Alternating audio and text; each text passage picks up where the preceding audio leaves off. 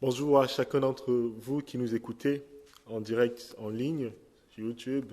Depuis le confinement, nous essayons de nous encourager mutuellement à travers des messages sur la plateforme YouTube. Merci Seigneur pour le privilège de pouvoir le faire. Et je vous propose de nous entretenir ce matin sur la question de la sagesse dans le livre des Proverbes. La sagesse, qu'est-ce que la sagesse? Il n'est pas facile de définir clairement ce que c'est, mais en général, on peut définir la sagesse tout simplement comme l'art de vivre. Aujourd'hui, on peut acquérir une certaine sagesse en allant à l'école pour comprendre notre environnement, pour apprendre de l'histoire, pour avoir de la logique en faisant des mathématiques, par exemple. On peut aussi apprendre par l'expérience. Mais à l'époque, la sagesse était plus sous forme de dictons. Dans le livre des Proverbes, c'est sous forme de dictons, souvent deux petites phrases qui sont opposées. On parle de quelque chose très concret de la vie, et ceci pour que même la personne qui croit être la moins intelligente possible comprenne et n'oublie jamais. C'est comme ça que les proverbes sont formulés. Par exemple, le travail ou la sagesse, le contentement ou la cupidité, la sagesse ou la folie, d'accord? Le respect de Dieu ou la débauche, les bons ou les mauvais amis. Le livre des Proverbes nous parle de la famille, comment éduquer ses enfants. Ce livre nous parle de tout ce qui est terre à terre et vraiment nous donne de la sagesse venant de Dieu lui-même. Mais pour aujourd'hui, nous allons juste faire une sorte de grande introduction à ce livre et on va l'intituler à la recherche de la sagesse de Dieu. Et c'est vraiment important d'aborder cela parce que je pense vraiment que ça ne sert à rien aujourd'hui d'avoir une Bible à portée de main si l'on ne cherche pas vraiment la sagesse. On aura beau assister au culte tous les dimanches et même la lire cette Bible constamment en semaine, si l'on ne cherche pas la sagesse, ça ne sert à rien. On ne pourra pas profiter de tout cela, de toutes les richesses de ce livre. Et ce livre des Proverbes est particulièrement approprié pour cela, parce qu'il nous dit où commence la sagesse, la crainte de l'Éternel, le respect de l'Éternel, le respect de Dieu est le commencement de la sagesse. Alors, avant de lire notre texte, qui sera dans Proverbes chapitre 1 et Proverbes chapitre 2, juste une petite question d'introduction. Sommes-nous des personnes qui cherchons de la sagesse? Je crois qu'une des réalités du XXIe siècle, une réalité particulièrement étonnante, qui est propre à ce siècle, c'est que la majorité des personnes de cette planète ne cherchent jamais la sagesse. Nous sommes un peu inondés par les circonstances. On subit la vie, d'accord? On ne cherche jamais vraiment la sagesse. Nous vivons dans le flux des choses et nous sommes plus ou moins emportés par le quotidien. On ne prend jamais vraiment le temps de dire « Est-ce que je suis vraiment en train de devenir quelqu'un de sage? Est-ce que mes choix, ma manière d'agir, la manière dont je traverse les situations difficiles, le mal, le bien, est-ce que je suis en train de devenir quelqu'un de sage? » Quand je regarde ma propre vie, le manque de sagesse dont je fais preuve, souvent encore aujourd'hui, et encore il y a une nette amélioration. Si vous allez voir dans les archives, vous risquez d'être étonné, c'est catastrophique. Nous avons besoin de la sagesse de Dieu. Et c'est ce que nous allons chercher ce matin. Je vous invite à lire avec moi Proverbes chapitre 1, et nous allons lire à partir du verset 20.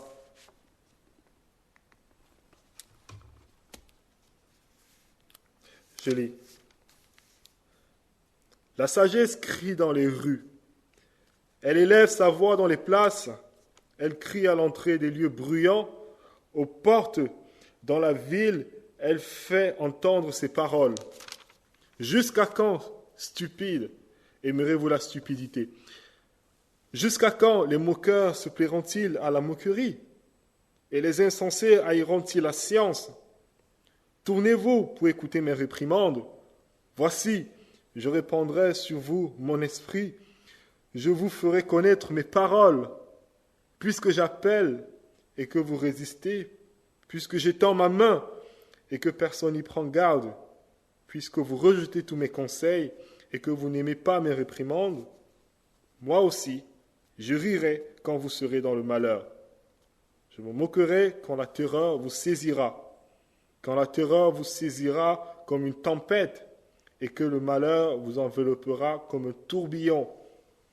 Quand la détresse et l'angoisse fondront sur vous, alors ils m'appelleront et je ne répondrai pas. Ils me chercheront et ils ne me trouveront pas, parce qu'ils ont haï la science et qu'ils n'ont pas choisi la crainte de l'Éternel. Parce qu'ils n'ont point aimé mes conseils et qu'ils ont dédaigné toutes mes réprimandes. Ils se nourriront du fruit de leur voix et ils se rassasieront de leurs propres conseils. Car la résistance des stupides les tue et la sécurité des insensés les perd. Mais celui qui m'écoute reposera avec assurance. Il vivra tranquille et sans craindre aucun mal. Mon fils, si tu reçois mes paroles, si tu gardes avec toi mes préceptes, si tu rends ton oreille attentive à la sagesse, et si tu inclines ton cœur à l'intelligence, oui, si tu appelles la sagesse, et si tu élèves ta voix vers l'intelligence, si tu la cherches comme l'argent, si tu la poursuis comme un trésor, alors tu comprendras la crainte de Dieu et tu trouveras la connaissance de Dieu. Jusqu'ici, la parole de Dieu. Donc, nous avons 4 points ce matin sur notre chemin vers la sagesse. 4 points, et le premier point, c'est ceci. La sagesse n'est pas un secret que Dieu nous cache. La sagesse n'est pas un secret que Dieu nous cache, mais un don qu'il vous supplie de recevoir pour votre bien. Ce premier point est important parce que, vous savez, aujourd'hui, lorsqu'il s'agit de choses métaphysiques, des choses qui concernent Dieu, est-ce que Dieu existe? Quelle est la raison de mon existence? Quelle est la vérité derrière ce monde? Y a-t-il une vie après la mort? Souvent, les gens ont l'impression que cette sagesse-là, personne ne peut la connaître avec exactitude. Pourquoi les gens pensent comme ça, alors qu'ils n'ont aucune preuve pour l'affirmer? Souvent, ils disent, oh, il y a tant de voix, il y a tant de religions, tant de propositions, conclusions, personne ne peut savoir. Et c'est très commode de dire ça, parce que si on ne peut pas savoir, alors vous n'avez aucune responsabilité, tout simplement. Aucune responsabilité, ou du moins, vous avez la conscience tranquille pendant un moment, mais ça ne va pas durer éternellement. Mais si Dieu est vraiment là et qu'il parle clairement aux hommes, vous devez savoir ce qu'il dit et vous devez le rechercher. Et ce n'est pas quelque chose qui est caché. Je ne sais pas si vous connaissiez l'émission Fort Boyard. C'est une émission que l'on regardait quand on était petit. Et dans cette émission, le but, c'est en fait d'avoir un maximum de trésors à la fin. Et pour cela, il y a plusieurs épreuves que l'on doit passer. Des épreuves, des énigmes, récolter des indices. Et par énigme, trouver le mot clé à la fin pour pouvoir débloquer ce trésor-là. Et parfois, on a l'impression que c'est difficile. C'est difficile pour arriver à comprendre l'énigme qui est donnée. On a l'impression qu'il faut beaucoup travailler, qu'il faut être super intelligent pour y arriver. Et parfois, nous, on voit la sagesse de cette manière. On a l'impression que c'est quelque chose qui est fait pour les geeks. Ces gens qui sont doués avec les ordinateurs, avec la technique. On a l'impression que la sagesse, c'est pour les intellos, ces hommes à lunettes constamment dans les bouquins. Mais ce n'est pas ce que la Bible nous dit. Ce n'est pas ce que la Bible nous dit, et elle nous dit le contraire. La sagesse n'est pas quelque chose de caché. C'est un don de Dieu. Et au lieu d'être cachée, elle nous cherche. La sagesse nous cherche, elle nous poursuit. Regardez le verset 20 et le verset 21 avec moi. La sagesse crie dans les rues, elle élève sa voix dans les places, elle crie à l'entrée des lieux bruyants, aux portes dans la ville, elle fait entendre ses paroles. C'est même tout le contraire. Dieu parle dans ce monde, Dieu a donné sa sagesse dans ce monde, il a donné sa parole, même dans nos consciences, il parle. Dans les places les plus bruyantes, il parle. Dans chaque chant d'oiseau, il parle. Dans chaque goutte de pluie qui tombe, il parle. Dans chaque feuille d'arbre secouée par le vent, il parle et il dit, c'est moi qui ai fait tout ça. Dans vous et moi, quelqu'un est en train de nous faire la chasse. Et c'est dame sagesse. Et c'est dame sagesse. La sagesse de Dieu elle-même, comme une personne qui dit, écoutez-moi, acceptez mes réprimandes, apprenez mes voies. Et qu'est-ce que c'est tellement beau de savoir que Dieu fait tout cela, que Dieu parle avec sagesse dans ce monde, tout simplement par amour pour nous. Et c'est ça notre premier point. La sagesse de Dieu n'est pas quelque chose de caché, mais c'est un don de Dieu qui nous cherche sans cesse. C'est possible d'avoir cette sagesse venant de Dieu. Notre deuxième point, maintenant, pour continuer notre marche vers la sagesse, c'est que nous sommes malheureusement enclins à fuir la sagesse, parce que la sagesse expose notre folie et nous appelle à changer de voie. Lisez avec moi le verset 22.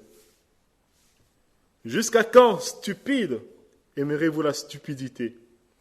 Jusqu'à quand les moqueurs se plairont-ils à la moquerie et les insensés haïront-ils la science? La sagesse parle et elle nous dit en fait que nous ne sommes pas si neutres que ce que l'on croit.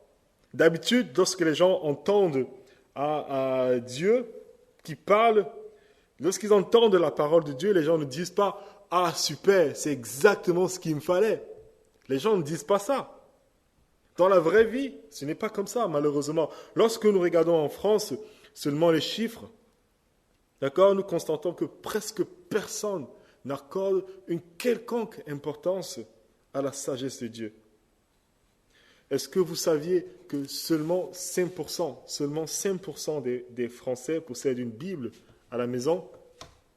Ou encore que 80% des Français n'ont jamais touché une Bible, touché du doigt une Bible. La sagesse crie dans les rues. La Bible est le livre le plus publié au monde. Il existe à peu près 10 traductions en français de la Bible. Vous pouvez la voir pour 1,50 €, le prix d'un croissant, et presque personne ne la veut. Victor Hugo est l'un des écrivains français les plus célèbres de l'histoire. Et il dit ceci à propos de la Bible. Vous allez voir, c'est intéressant. Il dit ceci. Il y a un livre qui contient toute la sagesse humaine, éclairée par toute la sagesse divine. Le livre que la génération du peuple appelle le livre, la Bible. Ensemencer les villages d'évangile, une Bible par cabane. À chaque maison, sa Bible. Il reconnaissait, même sans être croyant, qu'il y avait une sagesse sans pareille dans la Bible. Et pourtant, on ne trouve pas beaucoup de personnes, qui sont en train de sonder les Écritures et se poser la question au sujet de leur couple, au sujet de l'éducation de leurs enfants, leur manière de parler, d'affronter les épreuves de la vie, la manière d'être réconcilié avec Dieu. Comment avoir cette sagesse qui nous dépasse? Comment l'avoir? Et souvent, nous aussi, en tant que chrétiens, nous sommes amenés à vivre une sorte de double vie. D'une part, on est chrétien du dimanche, on est chrétien le dimanche seulement, et le reste de la semaine, on vit notre semaine sans chercher la sagesse de Dieu, en prenant nos décisions, en faisant nos choix comme si Dieu n'existait pas. On improvise et on subit les circonstances de la vie pendant la semaine. Il faut juste s'arranger à être à l'église le dimanche. Nous voulons, Seigneur, cette sagesse qui nous dépasse. Mais réfléchissons une minute. Pourquoi les hommes et les femmes de ce monde ne cherchent-ils pas la sagesse? Pourquoi? Tout simplement parce que nous sommes enclins à ne pas aimer la sagesse. L'être humain a une tendance fondamentale. Le lion est carnivore, d'accord? Sa tendance fondamentale, c'est de manger de la viande. Ok? Proposez-lui une bonne salade niçoise, ça ne l'intéressera pas. Tout simplement parce qu'il est enclin à manger de la viande. Dans le monde moral et spirituel, nous aussi, avant d'être chrétiens, d'accord, avant d'être disciples de Jésus-Christ, nous étions enclins à ne pas vouloir la sagesse de Dieu. Et c'est ça la définition du péché. C'est ça la définition du péché. C'est de ne pas vouloir une vie qui plaît à Dieu. Ne pas vouloir une vie qui plaît à Dieu. Ne pas reconnaître son péché. Ne pas reconnaître sa folie pour aller chercher la sagesse de Dieu. Aller vers lui et dire, « Oh, je n'ai rien pour moi, Seigneur. Je suis le pire des hommes. Pardonne-moi. Donne-moi ta sagesse. Éclaire-moi. Guide-moi. » L'être humain est par nature enclin au mal. Bien sûr, même si une partie de nous garde l'image de Dieu, il reste une partie de l'image de Dieu à l'être humain. Nous ne sommes pas des démons, mais par nature, nous sommes enclins au mal si nous ne sommes pas transformés par Jésus-Christ. Et c'est pour ça que l'on ne cherche pas la sagesse. Et la sagesse a du mal à nous trouver, comme nous venons de lire. Et la bonne nouvelle ici, c'est que Dieu promet lui-même de changer l'inclinaison de notre cœur afin que nous aimions sa sagesse. Lisons avec moi le verset 22. Le verset 22 nous parle de deux types de personnes. Vous avez remarqué? Nous avons les simples, c'est traduit les stupides. Mais je pense que ce mot n'est pas très approprié parce qu'en hébreu, ce n'est pas aussi péjoratif que cela. C'est mieux les simples, d'accord? Nous avons les simples et les moqueurs. Alors, c'est qui le simple? Jusqu'à quand, simple, aimerez-vous la simplicité? Alors, pour comprendre qui est le simple, on va dans la rue et on rencontre Jean-Sébastien. Jean-Sébastien, c'est un bon voisin, c'est un bon type. Il n'est pas méchant, pas du tout. Ce n'est pas quelqu'un qui cherche à faire du mal. Pas du tout, c'est quelqu'un que la Bible appellerait le simple. C'est-à-dire quelqu'un qui va dans la vie comme ça, qui ne cherche pas à savoir plus qu'il ne sait déjà. Ok? C'est ça la définition du simple. C'est quelqu'un qui ne cherche pas à savoir ce qu'il ne sait déjà maintenant. Est-ce que vous vous êtes déjà fait avoir par un contrat que vous avez signé et que vous n'aviez pas lu? Moi, ça m'est arrivé plusieurs fois de signer des contrats sans les lire. Et je vous assure qu'on regrette après. D'accord? Souvent, on se dit, ah, c'est rien, c'est un petit contrat, c'est un petit forfait mobile de 2 €, c'est pas si grave. Mais après, les conséquences peuvent être plus graves que ce que l'on croit. Et c'est ça le simple. On ne cherche pas à savoir plus que l'on ne sait déjà. On ne prend pas le temps de chercher à savoir ce qui se cache derrière les circonstances de la vie, derrière ce que l'on vit au quotidien. Et nous sommes parfois comme ça dans la vie. Ça marche bien mes études, ça marche bien mon travail. Oh, j'ai ma retraite, ça va. Ça marche bien pour mon couple. J'ai la santé, c'est suffisant. On ne cherche pas à savoir plus que l'on ne sait déjà. De par la volonté de qui suis-je dans ce monde? Que va-t-il se passer pour moi après ma mort? Pourquoi le mal autour de moi? Pourquoi suis-je moi-même l'auteur du mal? Y a-t-il des réponses à cela? Quelqu'un a-t-il donné une solution? La Bible a des réponses. Oui, Christ est mort sur la croix pour régler une fois pour toutes le cœur du problème, qu'est le péché dans le cœur de l'homme, qui est l'origine de tout ce mal. Jusqu'à quand, simple, aimerez-vous la simplicité? Jusqu'à quand aimerez-vous rester là où vous êtes, dans votre ignorance des choses les plus importantes qui soient? Ça, c'est le simple. Mais nous avons un deuxième personnage, c'est le moqueur. Jusqu'à quand les moqueurs se plairont-ils à la moquerie? Et les insensés haïront-ils la science? C'est qui le moqueur? Ce personnage, il n'est pas comme Jean-Sébastien. On va l'appeler comment? On va l'appeler Yann. Alors, Yann, il est un peu différent, il est moqueur. Il se moque par exemple de ceux qui travaillent. Ah, tu travailles, franchement, tu exagères. Ah, tu as déjà terminé tes devoirs. Oh là là. Non seulement il est comme le simple, d'accord? Il ne cherche pas à savoir plus qu'il en sait, mais il va plus loin que ça. Il se moque de ceux qui cherchent la sagesse.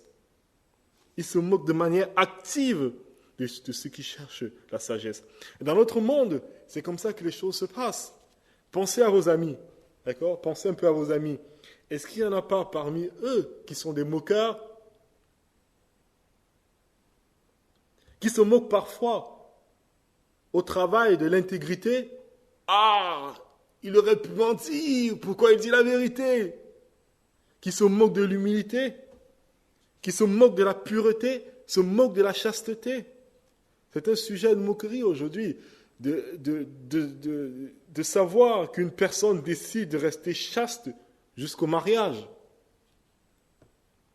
On se moque à longueur de journée de celui-là qui reste fidèle à sa femme. Non seulement ils sont simples, stupides, mais ils ont rejoint le camp des moqueurs. Nous arrêtons là pour notre deuxième point. C'est un peu plus long que les autres, mais c'est tout simplement que nous sommes enclins à rejeter la sagesse de Dieu si Christ n'a pas encore transformé notre cœur. L'homme naturel est enclin à rejeter la sagesse de Dieu. Alors nous continuons. Notre troisième point, l'appel de la sagesse nous oblige à donner une réponse et les enjeux de notre réponse sont immenses. Nous devons donner une réponse. Dieu parle à travers sa sagesse. Il parle de manière à ce que nous sommes obligés de donner une réponse. C'est une offre qui ne reste pas sans réponse. Lisez avec moi les versets 23 et 24. « Tournez-vous pour écouter mes réprimandes. Voici, je répandrai sur vous mon esprit. Je vous ferai connaître mes paroles. » On ne peut pas rester neutre à la sagesse, face à la sagesse de Dieu. Si on regarde ensemble les versets 29 et 30, il dit ceci, « Parce qu'ils ont haï la science et qu'ils n'ont pas choisi la crainte de l'Éternel, parce qu'ils n'ont point aimé mes conseils et qu'ils ont dédaigné toutes mes réprimandes. » Qu'est-ce que ça signifie? Ça signifie que parfois, dans la vie, une non-réponse est une réponse très nette. D'accord?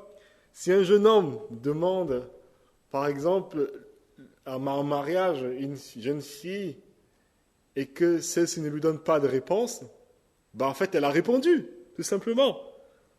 D'accord? C'est une réponse négative. Ça traîne 1 semaine, 2 semaines, 3 semaines, 1 mois, toujours pas de réponse.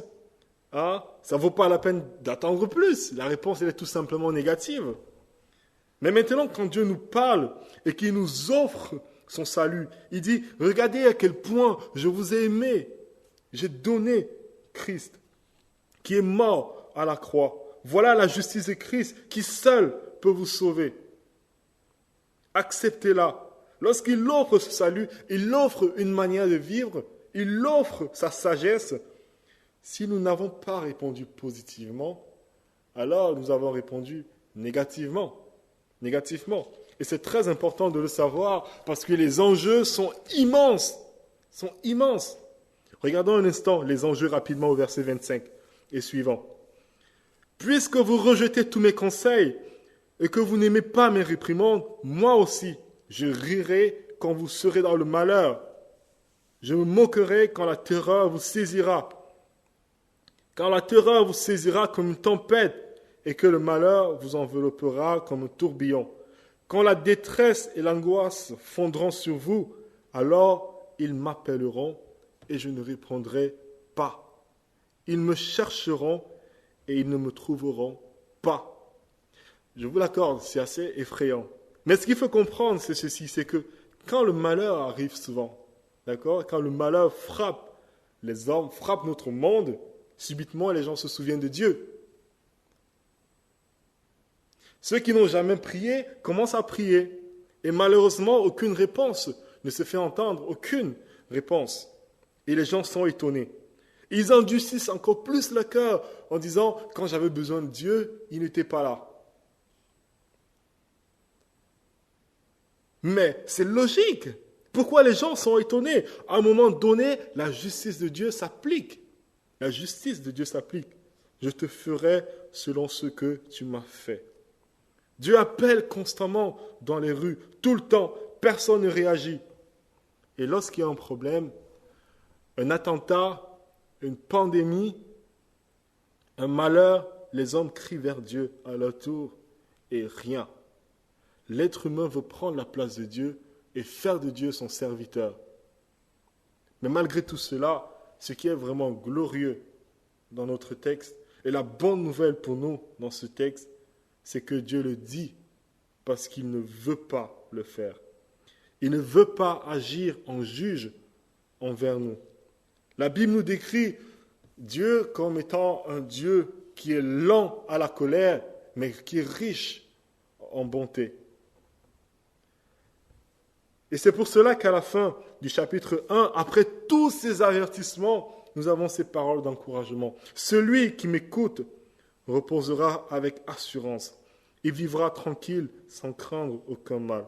Pourquoi Dieu ajoute cette partie positive à la fin de tous ces malheurs? C'est une manière de dire, oui, justice sera faite. Justice sera faite. Quelle que soit votre réponse. Mais je ne veux pas être obligé d'agir en juge envers vous. Écoutez ma voix. Écoutez ma sagesse. Ça, c'était notre troisième point. C'est que nous ne sommes pas neutres. Soit on embrasse la voie de la sagesse, et c'est votre cas si vous êtes déjà chrétien, soit vous le rejetez, et c'est ce que vous êtes en train de faire si vous n'avez pas accepté la solution de Dieu en Jésus-Christ. Nous ne sommes pas neutres face à la sagesse de Dieu. Et peut-être vous vous demandez, quelle est cette fameuse solution que Dieu offre en Jésus-Christ? Quelle est cette solution? C'est ce que nous allons voir maintenant. Nous arrivons à notre dernier point. Quelle est la bonne réponse à l'appel de Dieu? Lisez avec moi le chapitre 2, les versets 1 à 5. Mon fils, si tu reçois mes paroles et si tu gardes avec toi mes préceptes, si tu rends ton oreille attentive à la sagesse et si tu inclines ton cœur à l'intelligence,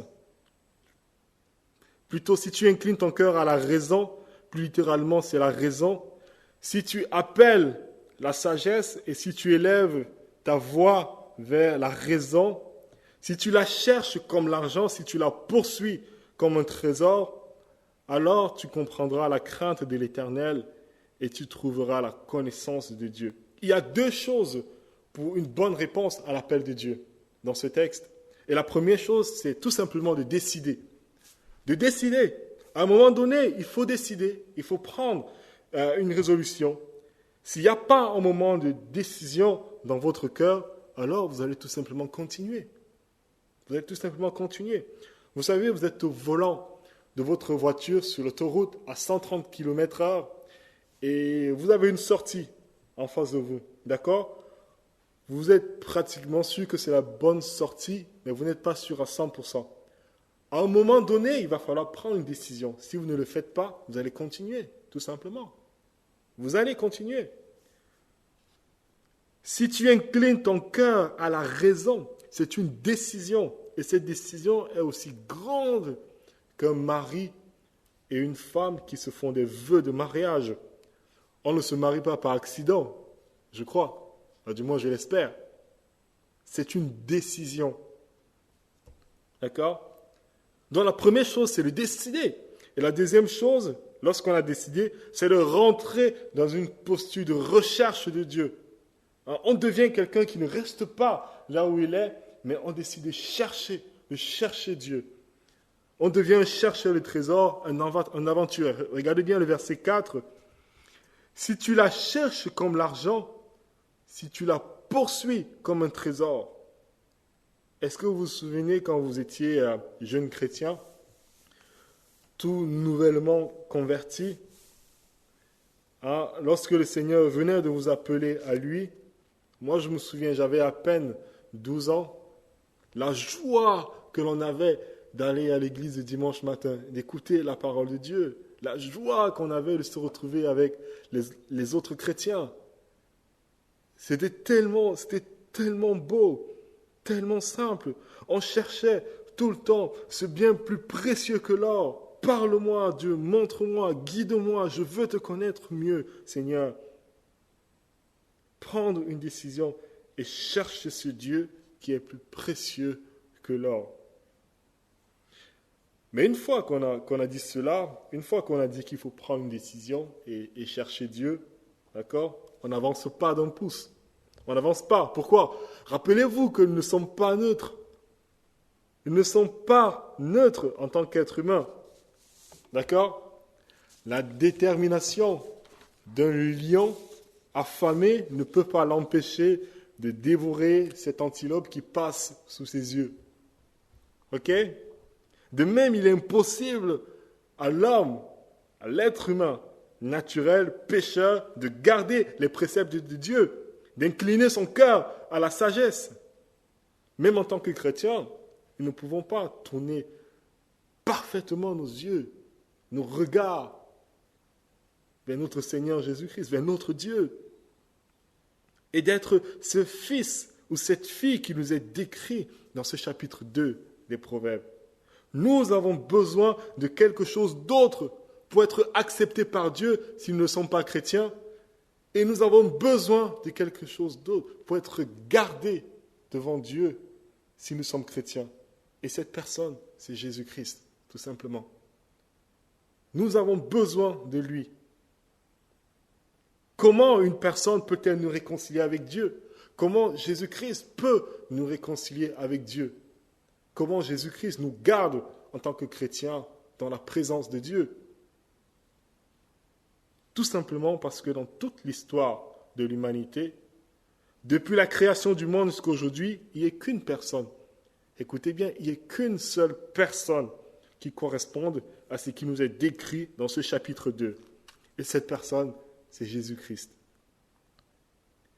Lui seul reçoit parfaitement les paroles de Dieu. Lui seul garde parfaitement les commandements de Dieu. Lui seul incline parfaitement son cœur à la raison. Mais il peut le faire, non seulement parce qu'il est totalement homme, comme vous et moi, mais aussi parce qu'il est Dieu. C'est de sa nature d'être comme Dieu veut. Autrement dit, il y a une personne dans toute l'histoire de l'humanité que lorsque Dieu le regarde, il s'écrie « Waouh! Voilà l'homme sage selon mon cœur. » Et si nous ne pouvons pas devenir comme Jésus, qu'est-ce que nous pouvons faire alors? Et si nous ne sommes pas Jésus, sommes-nous bannis définitivement de la présence et de la sagesse de Dieu?